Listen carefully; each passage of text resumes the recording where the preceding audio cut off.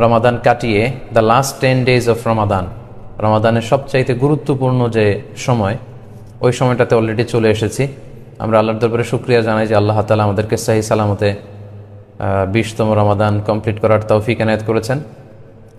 আজকে বাংলাদেশে 20 তারিখ দিবাগত রাত, তার মানে হচ্ছে আজকে প্রথম কদরের রাত। আমরা গতকাল মালয়েশিয়াতে একটি কদরের রাত অতিবাহিত করেছি, আর বাংলাদেশে আজকে কদরের রাত পালিত হবে। এবং কদরের রাত এটি খুবই মহিমান্বিত রাত, খুবই সিগনিফিক্যান্ট একটি রাত, খুবই গুরুত্বপূর্ণ একটি রাত মুমিনের জীবনে। সম্মানিত সুধী, আজকে বাংলাদেশে প্রথম কদরের রাত। যদিও বাংলাদেশে 27 তারিখের রাতটাকে খুব বেশি গুরুত্বের সাথে পালন করে, কিন্তু আসলে রমজানের শেষ দশকের 5টি বেজর রাতের যে কোনো রাতে কিন্তু কদর হয়ে যেতে পারে। তাই বুদ্ধিমান মুমিনের কাজ হচ্ছে 5টি বেজর রাতের প্রতিটি রাতেই সমানভাবে সমান গুরুত্বের সাথে ইবাদত করে যাওয়া, তাহলে কিন্তু কদর আর মিস হবে না। আল্লাহ রাসূল সাল্লাল্লাহু আলাইহি সাল্লাম বলেছেন, মান হুরিমা খাইরাহা ফাকাদ হুরিম। যে ব্যক্তি এই কদরের বরকত মাহাত্ম্য থেকে বঞ্চিত হলো, সে আসলেই বঞ্চিত হলো। কারণ পুরো রমাদানের মূল আকর্ষণ হচ্ছে এই কদরকে ঘিরেই সব কিছু। সো এই কদরের বরকত থেকে যারা বঞ্চিত হলো ফাকাদ হুরিম, তারা আসলেই বঞ্চিত। হি ইজ দ্য লুজার, সে আসলেই বঞ্চিত। আমরা বঞ্চিত হতে চাই না, আমরা গেইনার হতে চাই, আমরা বারাকা রহমত হাসিল করে নিতে চাই। আল্লাহ রাসূল সাল্লাল্লাহু আলাইহি ওয়াসাল্লাম ইরশাদ করেছেন, ফালতামিসু ফিল আশরিল আওয়াখির মিনাল ভিতর। রমজানের শেষ 10 দিনের, মানে শেষ দশকের বেজর রাতগুলোতে কদর তালাশ করো। তার মানে বাংলাদেশে আজকে থেকে শুরু হয়ে গিয়েছে। তার মানে 21-এর রাত, 23-এর রাত, 25-এর রাত, 27-এর রাত এবং 29-এর রাত, এই 5টি বেজর রাত, অড নাইটসগুলো, 5টি রাতের যে কোনো একটি রাতেই কিন্তু কদর হয়ে যেতে পারে। এবং কালামুল্লাহ মাজিদে আল্লাহ তাআলা সূরাতুল কদর নামে একটি সূরা নাজিল করেছেন, যেখানে আল্লাহ বলছেন, লাইলাতুল কদরি খায়রুম মিন আলফি শাহর। কদরের রাত 1000 মাসের চেয়ে সেরা। 1000 মাসে হয় 83 বছর 4 মাস।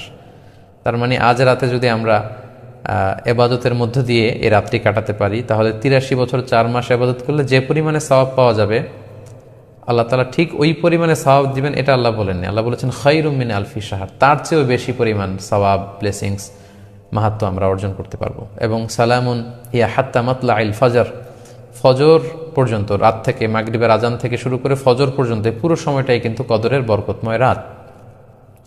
এবং যখন কদরের রাত আসতো, আল্লাহ রাসূল সাল্লাল্লাহু আলাইহি ওয়াসাল্লাম ইবাদতে খুব বেশি নিমগ্ন হয়ে পড়তেন। সারা বছরের কখনো রাসূল সাল্লাল্লাহু আলাইহি ওয়াসাল্লাম সারা রাত জেগে ইবাদতের কোনো নজির পাওয়া যায় না, শুধু কদরের এই রাতগুলো ছাড়া বা রমজানের শেষ 10 দিনের এই সময়টুকুন ছাড়া।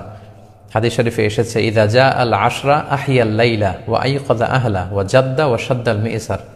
রমজানের শেষ দশক যখন আসতো, আল্লাহ রাসূল সাল্লাল্লাহু আলাইহি ওয়াসাল্লাম সারা রাত জেগে ইবাদত করতেন, সারা রাত দাঁড়িয়ে দাঁড়িয়ে তিনি ইবাদত করতেন।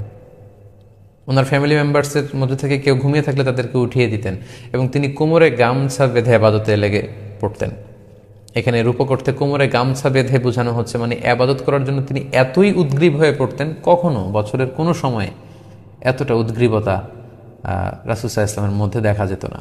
এবং আল্লাহর হাবিব সাল্লাল্লাহু আলাইহি ওয়াসাল্লাম ইরশাদ করেছেন, মান কামা লাইলাতাল কদরি ঈমানান ওয়া ইহতিসাবা গুফিরা লাহু মা তাকদ্দামা মিন যামবি। যে ব্যক্তি এই কদরের রাতে কিয়ামুল লাইল করবে, আল্লাহ তাআলা তার পূর্বের সব গুনাহ মাফ করে দিবে।